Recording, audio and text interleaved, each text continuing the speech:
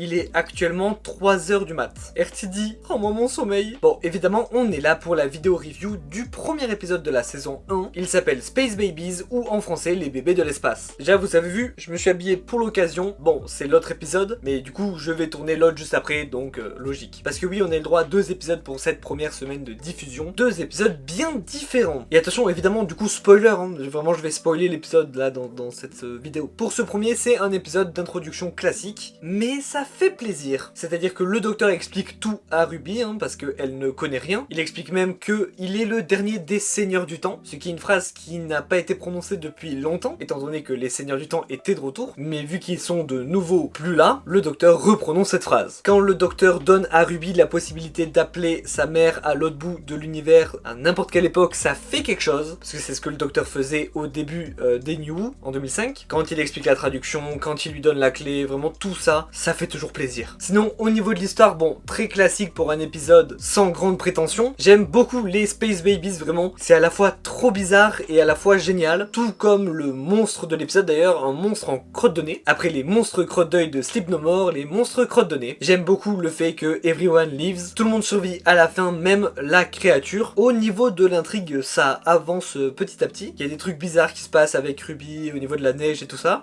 Très intéressant. Et bon, bah, le Tardis arrive chez la mère de Ruby, du coup, bah, elle est au courant dès le premier épisode. Sympa. Sinon, qu'est-ce que je peux dire? On a enfin les prochainement directement sur Disney+, le Next Time, hein, ce qu'on va voir dans le prochain épisode. Bon, je tourne ça un peu après parce que je me suis rendu compte que j'avais oublié pas mal de trucs. Alors certes, ça reste une vidéo review, donc s'il y a des oublis, c'est pas grave, c'est normal. Mais là, j'ai oublié vraiment beaucoup de trucs, ce qui fait en plus que la vidéo ne durait que 2 minutes, donc je rajoute. Déjà, le docteur mentionne la Rani, et ça c'est très cool. En plus, il le fait en expliquant que les Time Lords donnent des titres à leurs enfants, parce que c'est un truc très procédural, les Time Lords, bref. C'est super intéressant parce que ça veut dire que certains Time Lords, c'est pas eux qui se sont appelés comme ça, notamment la Rani visiblement. A noter qu'il ne mentionne pas le maître, parce que je pense que le maître a choisi son pseudo, et je pense que le docteur aussi a choisi son pseudo, parce que à la fin, quand on dirait qu'il va dire son nom à la famille de Ruby, perso je pense qu'il va pas dire son nom, parce qu'à ce moment-là il explique que justement les Time Lords donnent des titres, donc je pense qu'en fait les Time Lords lui ont donné un titre dans sa jeunesse, qu'il aimait pas du tout, et que plus tard il s'est renommé le docteur lui-même, et donc ce qu'il va dire là à la famille de Ruby, c'est son premier titre, pas son vrai nom. Je sais pas si vous voyez ce que je veux dire, mais je pense que si. En tout cas, c'est sûr qu'on n'a jamais vu le docteur parler autant de lui-même, de ses origines et tout. Ça change, et bah ça fait plaisir aussi. D'ailleurs, cet épisode fait beaucoup penser